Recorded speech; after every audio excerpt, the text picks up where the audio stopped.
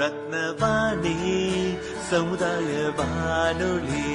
ரத்னவாணி உங்க பிரச்சனைய சொல்லுங்க, தீர்வைய உடனே கேளுங்க, வெளியே வந்து குரல் கொடுங்க. இது மக்களுக்கான சேவை. அற்புத தெரிஞ்சிக்கோ, தமிழில் சொல்றோம் புரிஞ்சிக்கோ. ரத்னவாணி சமுதாய வானொலி. ரத்னவாணி. ரத்னவாணி 90.8 சமுதாய வானொலி ஒலிபரப்பு கோவை ஈச்சனாரி ரத்தினம் கல்லூரி வளாகத்தில் இருந்து ஒலிபரப்பாகிறது.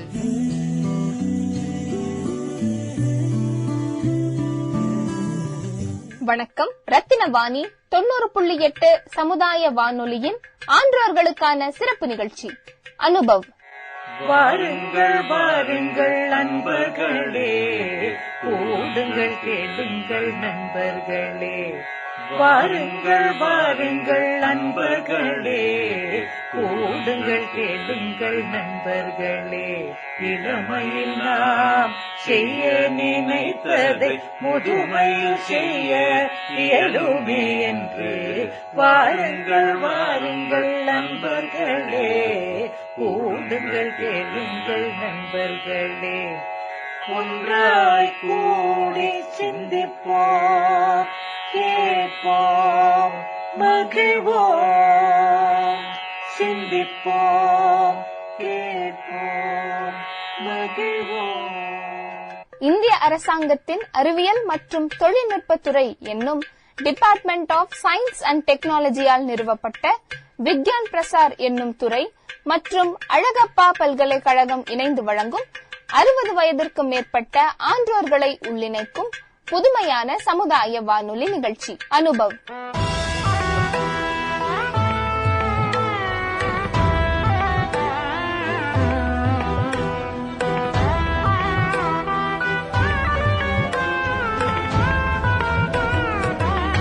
இந்நிகழ்ச்சியின் மூலம் அறிவியல் துறையில் சாதனை படைத்த ஆன்றோர்களின் அனுபவங்கள் மற்றும் அறிவியல் துறையில் கைதேர்ந்த வல்லுநர்களின் புது அறிவு மற்றும் பொது அறிவுகளை கோவையில் வாழும் மூத்த குடிமக்களுடன் பகிர்ந்து கொள்ளும் முயற்சியே இந்த நிகழ்ச்சி.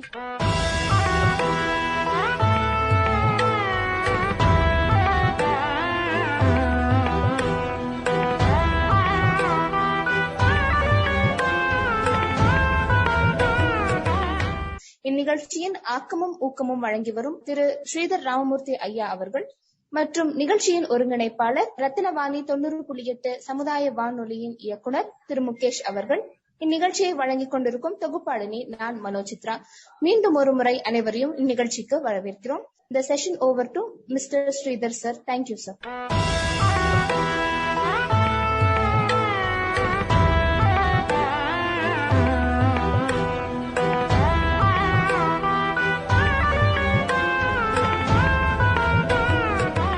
நாட்டுல இருக்கிற எல்லாரும் ஆண்ட்ராய்டு தான் யூஸ் பண்றாங்க, மெஜாரிட்டி ஐபோனை விட.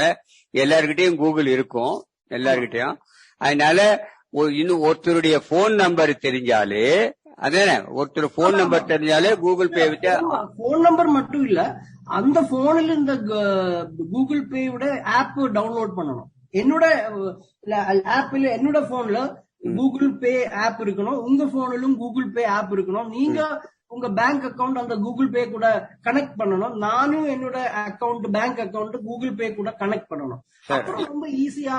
நான் என்ன சொல்ல வரேன்னா, முதல்ல இந்த இஃப் எல்லாம் விட்டுருவோம். முதல்ல உங்க பேங்க், எப்படியும் உங்க பேங்க் அக்கவுண்ட் உங்க போனோட லிங்க் பண்ணி தான் இருக்கீங்க. இப்போ பென்ஷன் வருதா, உங்களுக்கு மெசேஜ் வருது, SMS. யாரான பணம் எடுத்தாங்கன்னா அப்போ எல்லாருடைய பேங்க் அக்கவுண்டும் ஏதோ ஒரு போனோட லிங்க் பண்ணிருக்கோம். அப்ப இன்னொருத்தருக்கு பணம் அனுப்பணும்னா அவங்களும் பேங்க் அக்கௌண்ட லிங்க் பண்ணிருப்பாங்க. கேட்கணும், இந்த போன் தான் உங்க பேங்கோட லிங்க் பண்ணிருக்கீங்களான்னு கேட்டுக்கணும். யாரான ஒரு கரியா எடுத்துட்டு வராங்க, இது எடுத்துட்டு வராங்க, பே பண்ணோம், உனக்கு இந்த பேங்க் அக்கௌண்ட்டும் இந்த போன் நம்பரும் இருக்குதான்னு கேட்டுக்கணும். சொல்லிட்டு அவங்க போன் நம்பர் அடிச்சாலே 50 ரூபாயோ 100 ரூபாயோ 1000 ரூபாயோ அப்படியே அனுப்பிச்சிடலாம். வீட்டுல உட்காந்துக்கிட்டு யாரையும் போய் ATMல போய் பணம் எடுக்க வேண்டாம், நம்ம போய் ஆட்டோ ரிக்ஷா எடுத்துக்கிட்டு இல்ல நடந்து போய் பேங்க்ல போய் எடுக்க வேண்டாம் அப்படின்றது இது ஒரு ஈஸியா போயிடுது. வெறும் போன் நம்பர் தெரிஞ்சாலே நம்ம டிரான்ஸ்பர் பண்ணிடலாம். அப்போ அதுல கண்டிஷன் இருக்கு, 2 பேரோட போன் நம்பரும் அவங்க பேங்கோட லிங்க் ஆகணும். இப்போ நம்ம முதல்ல நெட் பேங்கிங் சொன்னோம், 2வது ஜிபே அதெல்லாம் பத்தி பேசணும், 3வது போன் நம்பர்லயே டிரான்ஸ்பர் பண்ணிடலாம் அப்படின்னு சொன்னோம். இதே மோஸ்ட் ஆஃப் தி இப்போ இதுல புதுசா நம்ம இப்ப வாட்ஸ்அப் பாருங்க, வாட்ஸ்அப் நிறைய இப்போ எல்லா மக்களும் யூஸ் பண்றாங்க. வாட்ஸ்அப் இப்ப புதுசா வாட்ஸ்அப் பேயும் ஆரம்பிச்சிருக்கு. அதுக்கும் இதே மாதிரி வாட்ஸ்அப் பே அவங்க வாட்ஸ்அப்ல இனேபிள் ஆகணும், நம்ம வாட்ஸ்அப்ல இனேபிள் ஆகணும். சரி, இப்ப ரெண்டு பேரும் வாட்ஸ்அப்ல இருந்தா பணம் அனுப்பிச்சிடலாம். அது புதுசா ஆரம்பிச்சிருக்கு. வாட்ஸ்அப் பே ஐ திங்க் ஒரு இந்த வருஷம் தான், மேபி ஒரு ஜூன் ஜூலைல தான் அவங்க ஆரம்பிச்சிருக்கும் இந்தியாவில். எல்லாருக்கும் கவர்மெண்ட்ல சப்சிடி போடுறாங்க. ஓகே, தமிழ்நாடு அரசு போடுது, இந்திய அரசாங்கம் போடுறாங்க. கொஞ்ச நாள் முன்னாடி கேஸுக்கு சப்சிடி பேங்க்ல தான் போட்டுட்டு இருந்தாங்க. அந்த பணம் வந்துருத்தா வரலையான்னு நான் பார்க்கணும். பென்ஷன் எல்லாருக்கும் ஓல்டேஜ் பென்ஷன் கொடுக்குறாங்க, அந்த பென்ஷனும் பேங்க்ல தான் போடுறாங்க பல கவர்மெண்ட்ல. இந்த பென்ஷன் வந்துதா வரலையா, 5ஆம் தேதி வந்துதா 7ஆம் தேதி வந்துதான்னு பாக்குறதே ஒரு பெரிய கஷ்டமா இருக்கு. அந்த பென்ஷன் வந்துதான்னு பாக்குறது எப்படி சார்? அதான் அதுக்கு ப்ராபபிளி நான் சொன்ன மாதிரி அந்த நெட் பேங்கிங் ஆப் நம்ம போனில் இருக்கணும். இப்போ சப்போஸ் நம்ம பேங்க் அக்கவுண்ட் பென்ஷன் வருது, பேங்க் ஆஃப் பரோடா அக்கௌண்ட்லயும் வருதுன்னு வச்சுக்கோம், அந்த பேங்க் ஆஃப் பரோடா ஆப் நம்ம போன்ல இருக்கணும். அப்புறம் இப்ப எனக்கு பேங்க் அக்கவுண்ட் தனலட்சுமி பேங்க்ல இப்ப சேலரி வருதா இல்லையான்னு எப்படி செக் பண்றோம்?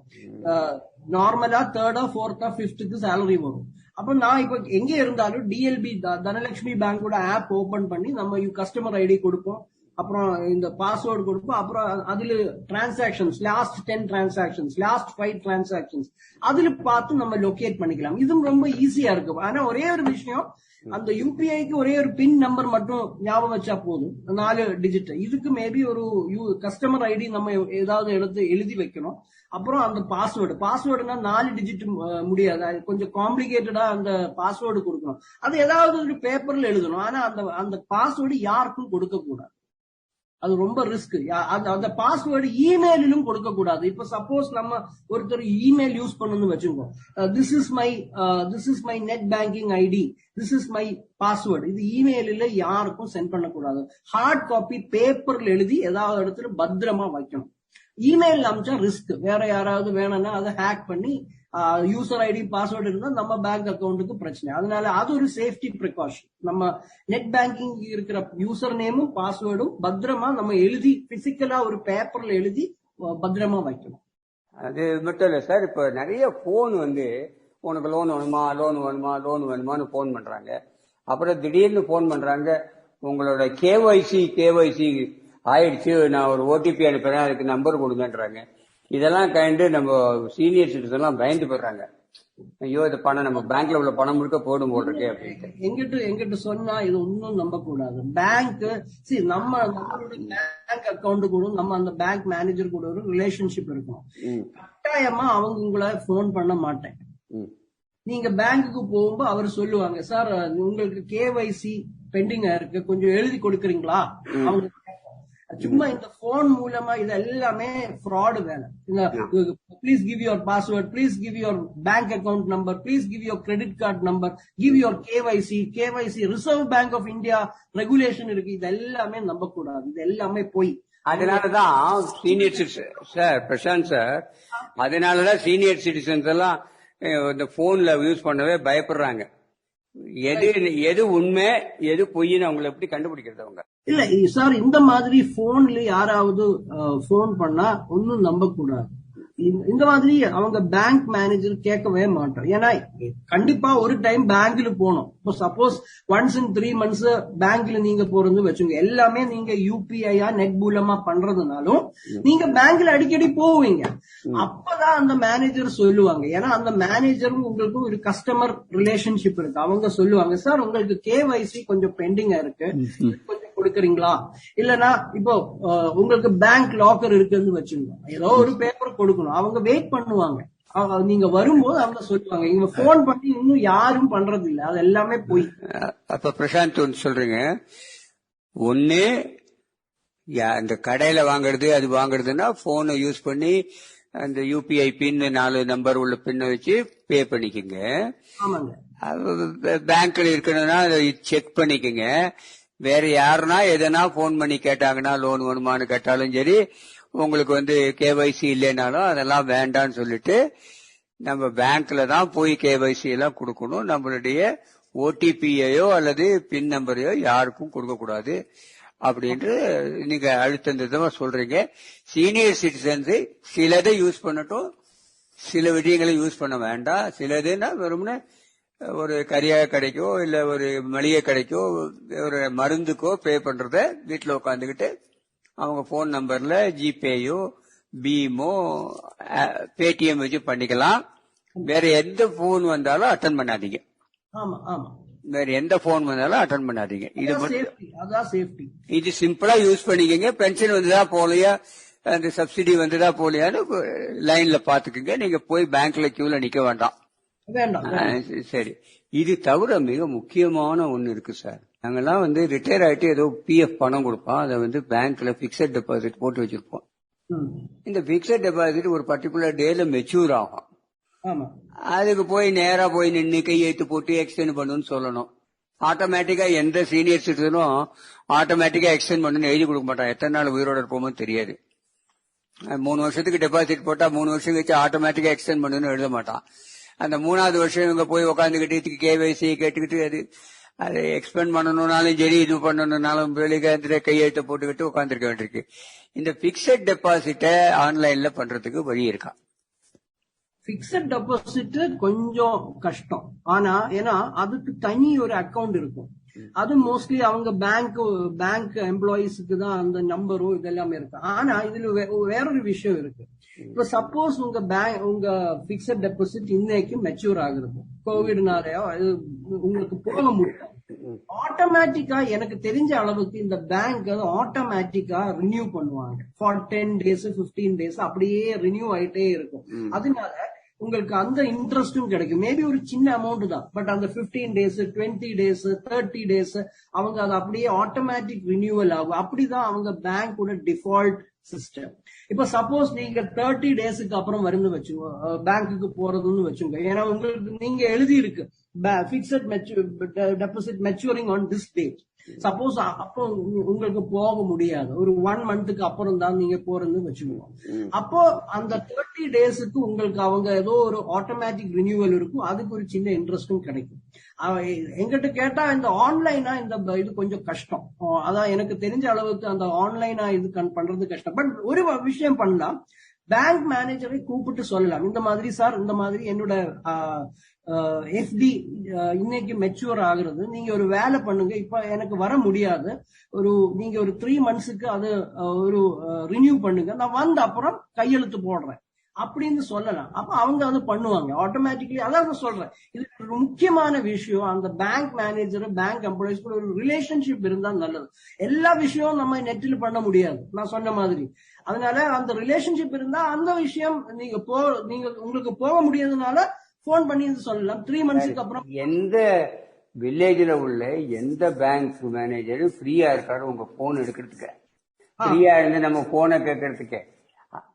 அந்த காலத்துல ஒரு 5000 ரூபாய் டெபாசிட் போட்டா கூட, 10,000 ரூபாய் டெபாசிட் போட்டா கூட நம்ம டெபாசிட் போட்டவங்க பெரிய ஆளுங்க, ஒரு மதிப்பு புரியவங்க. இந்த காலத்துல அதெல்லாம் மதிப்பு இல்லையே. அதனால தானே நம்ம இவங்க போய் நின்றுட்டு நேரம் இருக்காது, 2 மணிக்கு பேங்க மூடிடுவாங்க. அதனாலதானே இந்த டிஜிட்டல் பேங்கிங் யூஸ் பண்ண சொல்லி நம்ம சொல்றோம். அதனால நீங்க என்ன சொல்றீங்க? சேவிங்ஸ் பேங்க் அப்படி சொல்லல. இப்போ நான் என்ன சொல்றதுன்னா, அந்த பேங்க் அக்கௌண்ட் எனக்கு தெரிஞ்ச அளவுக்கு இந்த பேங்க் மேனேஜர்னா நம்ம கஸ்டமர் இஸ் கிங். இப்போ என்ன முதியவர்கள் இருந்தாலும் இளைஞர் இருந்தாலும் கஸ்டமர் தான். அவங்க கஸ்டமரை நல்ல பாதுகாப்போம். அப்போ கஸ்டமரோட எல்லா இதுவும் அவங்க சாட்டிஸ்ஃபை பண்ணணும். மேபி இப்போ இன்னைக்கு நான் கொஞ்சம் பிஸி, என்னால போன் எடுக்க முடியல. இப்ப நான் இன்னைக்கு நான் சொல்றேன், நான் ஒரு போன் பண்ணிட்டே இருக்கு அந்த பேங்க் ஆள், அவன் பிஸி, சேலரி டேன்னு அவன் சொல்லிட்டே இருக்கு.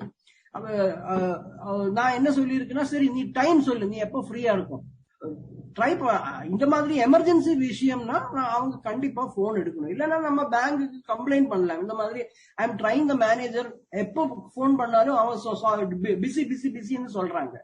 அதனால இந்த மாதிரி இது இதுதான் சார் எங்களுக்கு எரிச்சலே. சீனியர் சிட்டிசனுக்கு இருக்கிறதே டென்ஷனு, நமக்கு பிபி இருக்கும், இது ஏறி போவோம், வந்துதான் வரலையான்னு.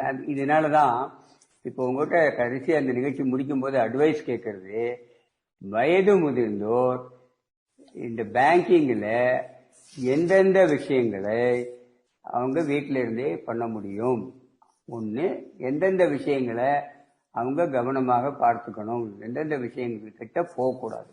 ஒண்ணு எந்தெந்த விஷயங்களை வீட்டில இருந்தே பண்ணலாம், ரெண்டாவது எந்தெந்த விஷயத்துல கவனமா இருக்கணும், மூணாவது எந்தெந்த விஷயங்களுக்கு நிச்சயமா அவங்க கிட்டக்க போக வேண்டாம். இது 3 மட்டும் சொல்லுங்க சார். 1 2 3. இல்ல எங்கிட்ட கேட்டா பிக்ஸட் டெபாசிட், லோன் இந்த மாதிரி விஷயத்துக்கு மட்டும் பேங்குக்கு போனா போதும். வேற எல்லா விஷயத்துக்கும் ஆன்லைன் யூஸ் பண்ணிக்கலாம், சேஃபா யூஸ் பண்ணிக்கலாம். Fixed deposit renewal, loan applying, loan என்ன சொல்லுவாங்க, லோன் அந்த மாதிரி கிளியரன்ஸ், கோல்டு லோன், கோல்டு வாங்குறதுக்கு, அதை அடம் வைக்க எடுக்கிறதுக்கு, அந்த மாதிரி விஷயத்துக்கு மட்டும் பேங்குக்கு போனா போதும். மீதி எல்லா விஷயம் நம்ம போன்லயும் நெட் பேங்கிங் மூலமா பண்ணிக்கலாம். இதுக்கு எத்தனை ட்ரைனிங் இருக்கா சார் இந்த சீனியர் சிட்டிசனுக்கு? இந்த மாதிரி பேங்கிங்ல ஜிபே யூஸ் பண்ணும், பேடிஎம் யூஸ் பண்ணும், பீம் யூஸ் பண்ணணும், நெட் பேங்கிங் இப்படி பண்ணணுன்றதுக்கு ட்ரைனிங் இருக்கா? இல்ல யூடியூப்ல அது மாதிரி ஏதாவது பிக்சர்ஸ் இருக்கா ட்ரைனிங் நம்ம லேர்ன் பண்ணிக்கிறதுக்கு? அவங்களே போட்டு பார்த்து யூடியூப்ல இப்படிதான் பண்ணணும் அப்படின்னு அது மாதிரி ஏதாவது இருக்கா? யூஸ்வலா இப்ப நம்ம கம்ப்யூட்டர் இன்ஜினியர்ஸ்னா நம்ம என்ன பண்ணுவாருன்னா, என்ன சாஃப்ட்வேர் ப்ராப்ளம் இருந்தாலும் ஃபர்ஸ்ட் யூடியூப்ல போய் how to do. For example ஒரு யூடியூப் வீடியோ கூகுள் டிரைவ்ல நீங்க ஷேர் பண்ணிருக்கு, ஆனா என்னால அதை வியூ தான் பண்ண முடியும், எனக்கு டவுன்லோட் பண்ணணும். நம்ம சும்மா கூகுள்ல போய் how to download a Google video from Google drive with only view access போட்டா இமீடியட்டா அதோட ரிப்ளை ஒரு வீடியோ வரும். அதே மாதிரி எல்லா பேங்கிங் ஆப்ஸுக்கும், எல்லா நெட் பேங்கிங்கும் ஜஸ்ட் அதை போடுற how to do net banking with Dhanalakshmi bank, how to use Google Pay, how to use Phone Pay, how to use Amazon Pay, how to use Paytm. எக்கச்சக்கமான videos இருக்கும். Maybe ஒரு சிலது பேங்கே upload பண்ணிருப்பாரோ, ஒரு சிலது private மக்களும் YouTube channels மூலமா வருமானம் கிடைக்கிறவங்க இருக்கு, அவங்களும் பண்ணுவாங்க. அதனால அது சும்மா ஈஸியா பார்த்து படிக்கலாம். அது ரொம்ப இப்ப ஸ்டேட் பேங்க் ஆஃப் இந்தியாக்கெல்லாம் இருக்கா சார்?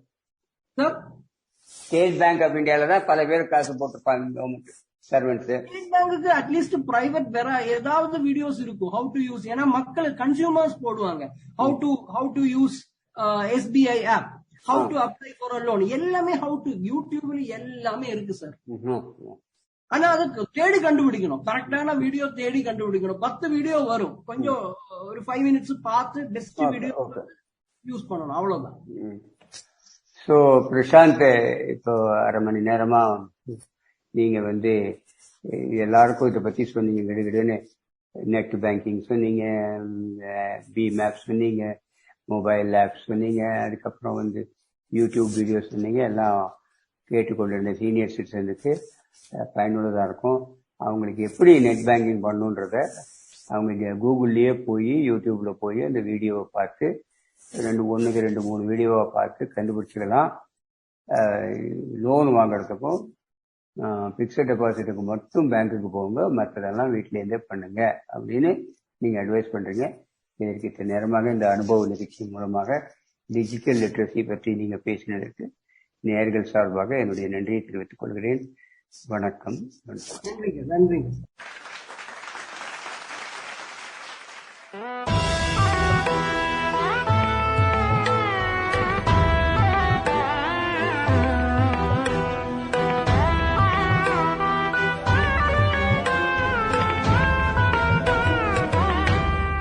இந்திய அரசாங்கத்தின் அறிவியல் மற்றும் தொழில்நுட்பத்துறை என்னும் டிபார்ட்மெண்ட் ஆஃப் சயின்ஸ் அண்ட் டெக்னாலஜியால் நிறுவப்பட்ட விக்யான் பிரசார் என்னும் துறை மற்றும் அழகப்பா பல்கலைக்கழகம் இணைந்து வழங்கும் 60 வயதிற்கும் மேற்பட்ட ஆன்றோர்களை உள்ளிணைக்கும் புதுமையான சமுதாய வானொலி நிகழ்ச்சி.